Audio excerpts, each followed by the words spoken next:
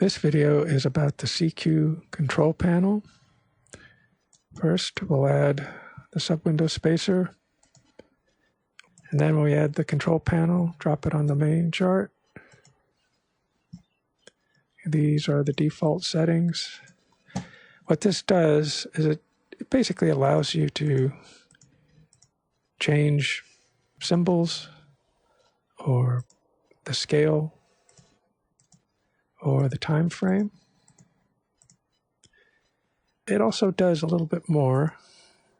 It has the ability to communicate with other charts and change them at the same time.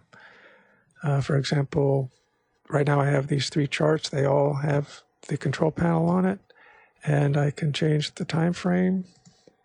This line is just to show you that it will keep it in the same place, even if you change the time frame, as long as there's a candle there. And sometimes going to the weekly chart, because the weekly candles start time is different than the Sunday start time, for example, and that might throw things off. But for the most part, it's going to keep it the same on all the charts as we change scale, time frame, or symbol, where you can have different symbols down here. You can change the number of symbols. They're in groups of 7 up to 35. And what it does is it looks at the market watch window and it will take the first 35. So if you want something different, if you want a different order, like if you want to use just 28 pairs, then you can do that. And just there's 14, there's 21, there's 28, there's 35. Or say you only want 7 and you want these to be different. What you do is you select which symbol you want to change right here. It's like we're going to put, I'll put this. You select the symbol, drag the new symbol that you want to replace it with, and then see this white button? Hit that white button.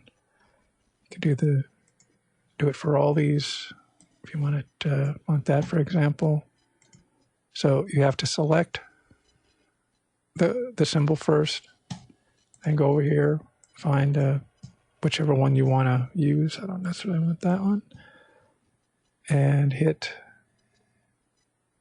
this button and it'll update it. You can make your own list of symbols. The other thing that can do is, for example, I'm going to disable, I press this magenta button here.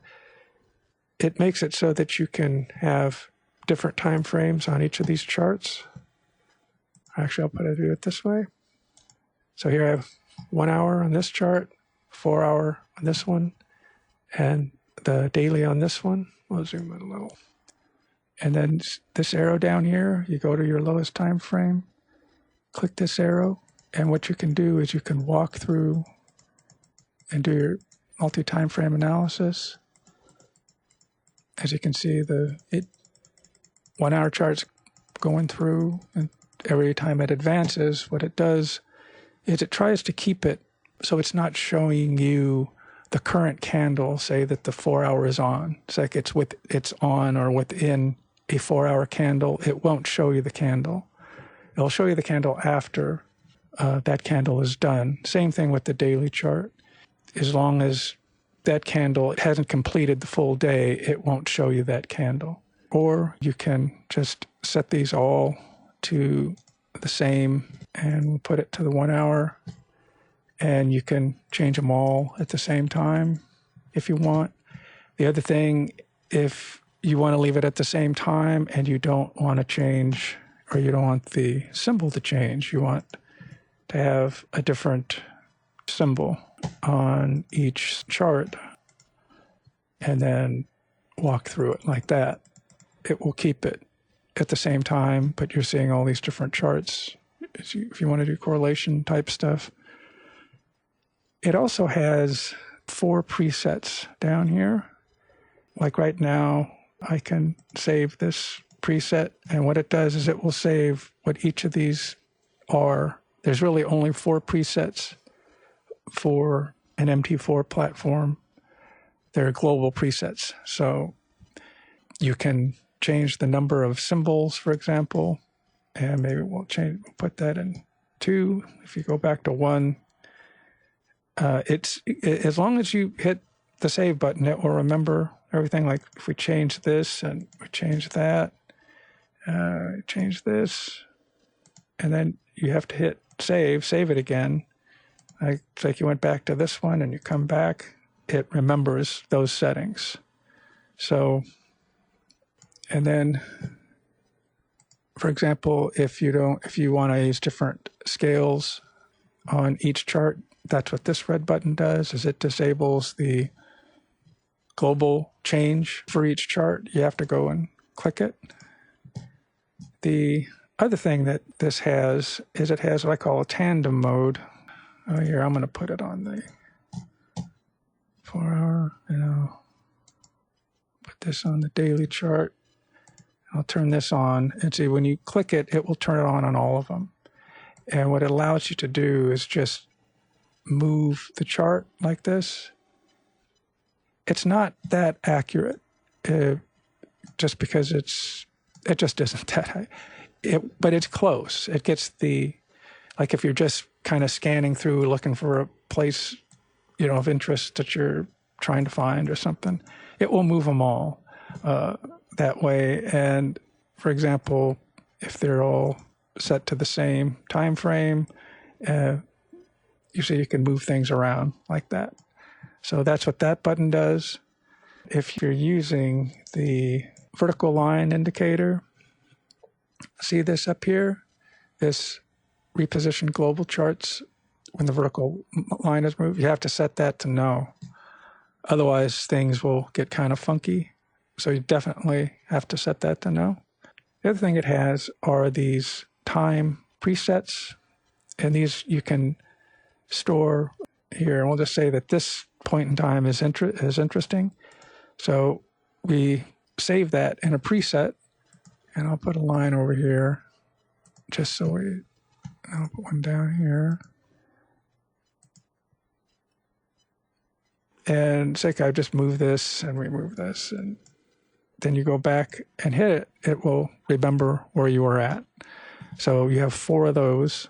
You can also disable it. So if you just want to use it on one chart and not change the other ones, you can hit this button. That disables it for globally. Then I showed you this where you can change the number of symbols that you use. Like I said, it's up to 35. The hold button, if you press this button, it disables. You can't press any other button. And it will keep it right at this. Every tick that comes through, or when the next tick comes through, it will move it back here. It's mainly just colors. This you have to disable obviously the auto scroll and chart shift. And this is the number of symbols, but you can change that. And you have to put it in a sub window. Or that's the other thing is you can turn it off. For example, if you were over here, and what you can do is you go down here and hit don't display buttons. And then you can do the same thing here. But I would definitely set them up first. Get everything going how you want them. Get your presets how you want them and everything. And if you don't need them, then it still works. It's still there. You're just not having to see the buttons. You can change things. Oops. So everything works just fine in that way. So if you change presets, it will change to that preset. And you don't have to see all the buttons, or it doesn't take any space. You could even remove that window. So you don't necessarily need any of it. And I think that's basically it.